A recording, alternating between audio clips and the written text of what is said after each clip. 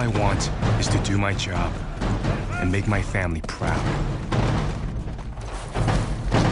24-year-old Oregon native Jimmy Kanaya is a medic with the 442nd Regimental Combat Team, America's only all-Japanese American Army combat unit.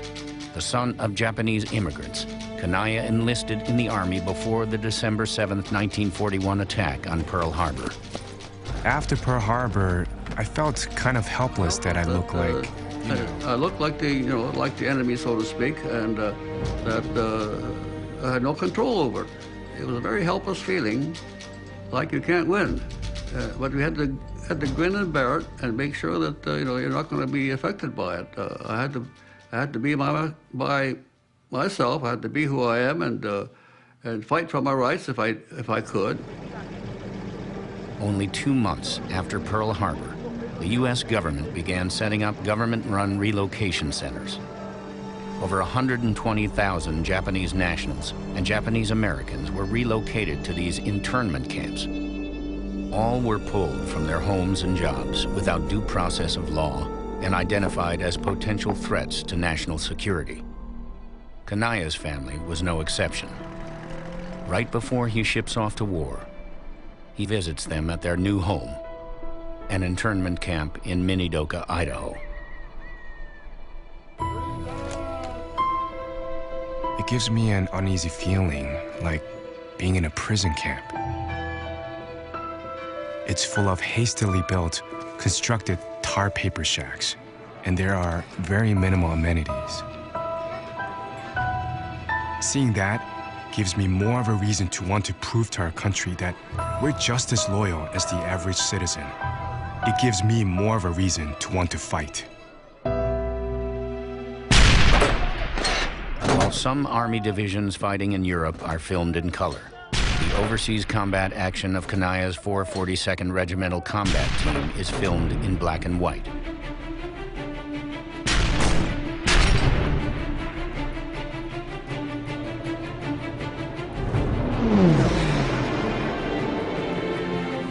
The past few weeks have been a blur. Crossing the Mediterranean, jumping on trucks in Marseille, sleeping on the side of the road.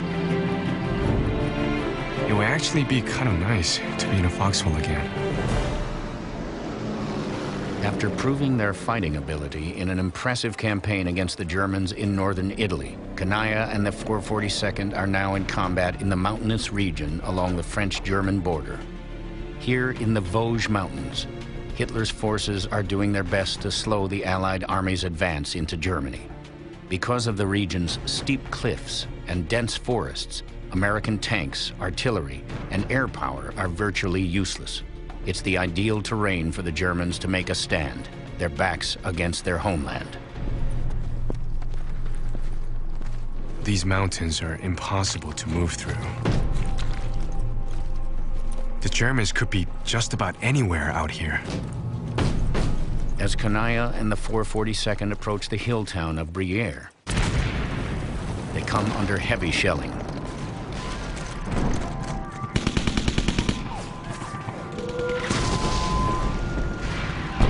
After 3 days of vicious fighting, Briere falls to the men of the 442nd.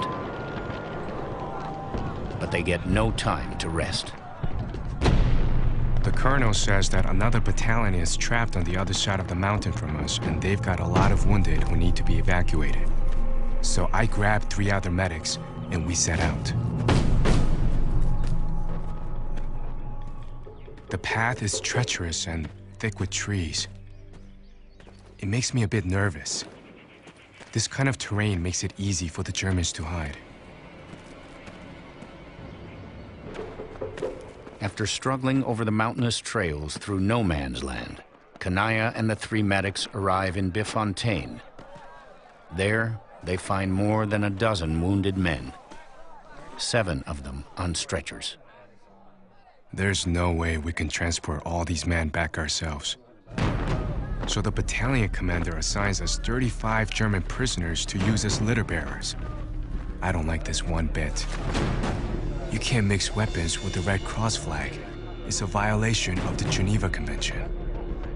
But being a medic that takes orders from infantry I have no control over the decision made by a superior officer. When we set out, I tell my medics, hang way back. Because if the Germans stop us along the way, there could be a firefight.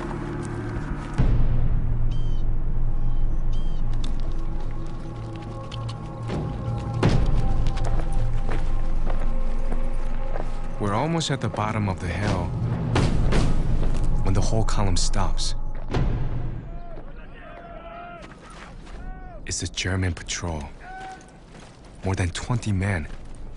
Our commanding officers know there's no sense trying to fight. We are completely outnumbered and outgunned. I look at the German prisoners we have with us. Our only option is to surrender. Now we're the prisoners, and they are our captors. The tables are turned.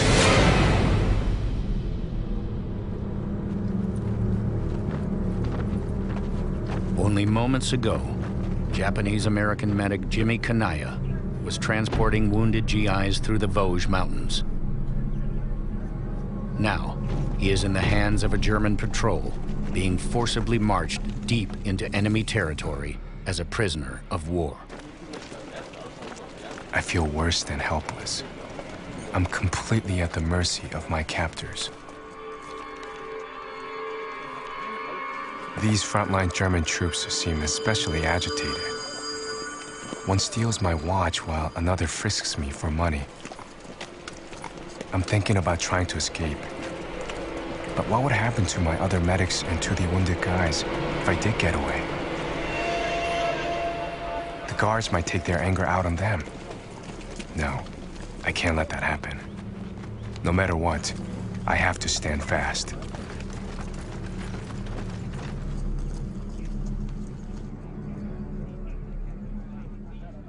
I wonder how long I'll be here.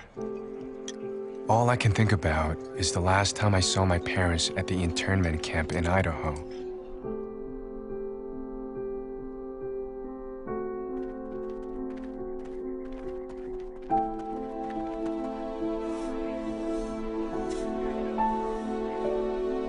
It's kind of ironic that here I am. Here I was fighting for our country, and I'm in enemy territory and behind barbed wires, and my parents and brother and sister were in a friendly country.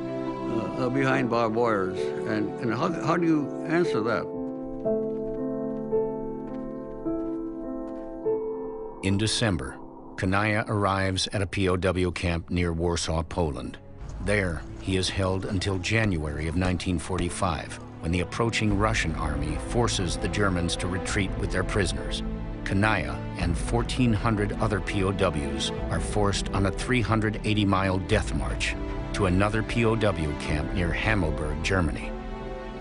My mother really prayed for me, even that I was still alive, and then when they found I was alive, they continued praying that because while you're in captivity, you're still uncertain as to your future. Kanaya remains a prisoner of the Germans until April 1945, 2 years after his parents are freed from the internment camp in Idaho. When he is finally liberated, Kanaya is close to starvation. But unlike many he is imprisoned with, he survived.